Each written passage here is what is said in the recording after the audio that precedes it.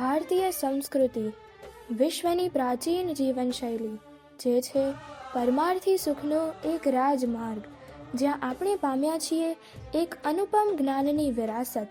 સનાતન સંસ્કૃતિનું સંરક્ષણ અને સંવર્ધન કરનાર મહાન સંત વિભૂતિ બ્રહ્મ સ્વરૂપ પ્રમુખ સ્વામી મહારાજ, જેઓના સંકલ્પ મુજબ ઈસવીસન 2013 BAPS સ્વામિનારાયણ સંસ્કૃત મહાવિદ્યાલયનું નિર્માણ થયું. પ્રગટ બ્રહ્મ સ્વરૂપ મહંત સ્વામી મહારાજે ઈસવીસન 2019 બ્રહ્મ જ્ઞાનને ઉજાગર કરવા નૂતન સંકુલના દ્વાર ઉદ્ઘાટિત કર્યા. શ્રી સોમનાથ સંસ્કૃત યુનિવર્સિટી સાથે સંલગ્ન સારંગપુર સ્થિત આ મહાવિદ્યાલયમાં રહીને યુવકોને સંસ્કૃત તથા જીવન ઘડતરના પાઠ ભણાવવામાં આવે છે. બહેનો પણ સંસ્કૃતના આ અભ્યાસનો લાભ મેળવી શકે તે માટે પ્રગટ બ્રહ્મ સ્વરૂપ મહંત સ્વામી મહારાજની પ્રેરણાથી સારંગપુર સંસ્કૃત મહાવિદ્યાલય દ્વારા ઈસવીસન 2021 ઓનલાઈન સંસ્કૃત અભ્યાસની શરૂઆત કરવામાં આવી, જે પૈકી ધોરણ 12 પછી અભ્યાસ કરવા ઈચ્છતી યુવતીઓ માટે રાંદેસણમાં રહીને આ અભ્યાસ કરવાની વ્યવસ્થા કરવામાં આવી છે તથા અન્ય બહેનો ઘરે રહીને જ ઓનલાઈન માધ્યમથી આ અભ્યાસમાં જોડાઈ શકે છે.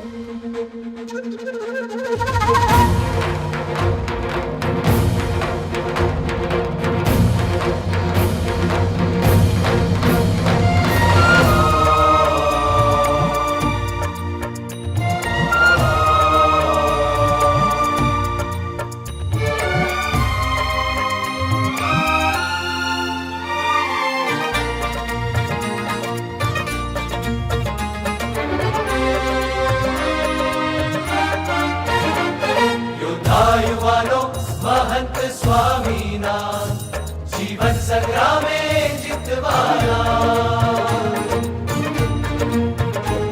योद्धा युવાનો महंत स्वामीना जीवन संग्रामे जितवाना. हो अक्षर पुरुषोत्तम दर्शनना विश्वे प्रसार करवाना.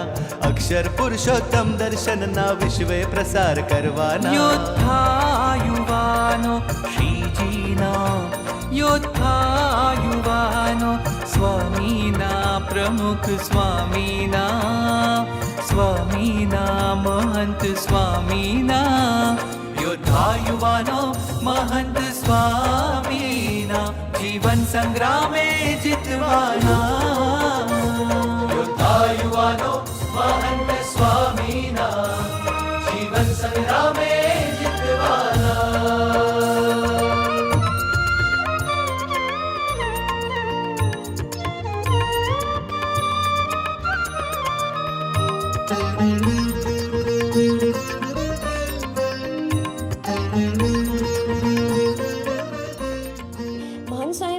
સુરતમાં સંસ્કૃત ભણતા વિદ્યાર્થીઓ પ્રત્યે આશીર્વાદ આપતા જણાવેલું કે ગુણાતીત ગુરુઓની સંસ્કૃત ભાષા પ્રત્યે અને તેના ભણવા માટે અભિરુચિ તો છે જ, માટે ભણી બતાવો.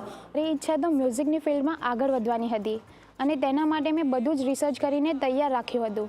પરંતુ મારી માતાની અતિશય ઈચ્છા હતી કે હું આ દિવ્ય અક્ષર પુરુષોત્તમ દર્શનનો અભ્યાસ કરું, જ્યારે મેં આ દિશામાં ગહન વિચાર ક્યારેય કર્યો જ ન હતો.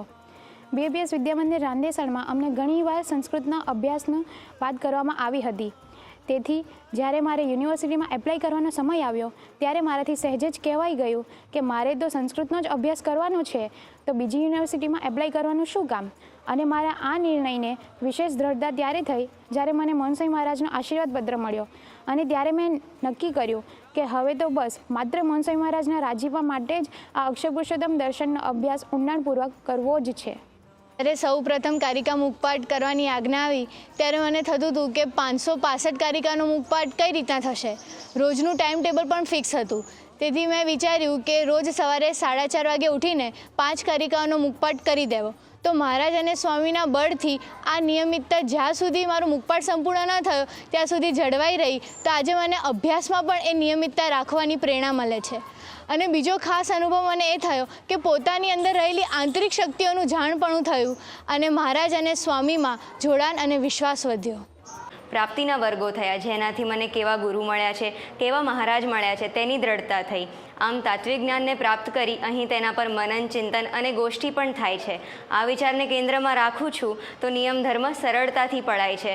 આમ જેમ જેમ સત્સંગલક્ષી જ્ઞાન ઊંડાણપૂર્વક પ્રાપ્ત થતું જાય છે તેમ તેમ મારા આનંદમાં પણ વધારો થતો જાય છે. શારીરિક રીતે પણ આપણું જીવન ઉન્નત થાય અને જ્ઞાનની દ્રષ્ટિએ પણ આપણું જીવન ઉન્નત થાય અને સંસ્થાની આપણે ખૂબ સારી સેવા કરી શકીએ એવી આ એક બહુ મોટી તક છે.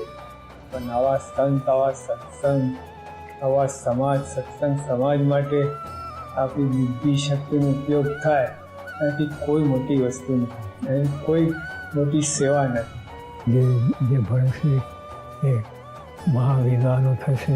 અને સ્વામીશ્રી પણ આપણી પર ખૂબ રાજી થાય કે વાહ, તમે બીજા બધા પ્રલોભનો છોડી અને આમાં તમે ઝંપલાવ્યું છે. We are born for BAPS, કે આપણે તો આના માટે જન્મ્યા છીએ, આ જ્ઞાનના પ્રસાર માટે. અને ડંકો વાગે અહીંયા સંસ્કૃતિ અને આપણા શાસ્ત્રોનો નિચોડ એમાં ભણાવાશે. એ જે ભણશે એ મહાવિદ્વાનો થશે.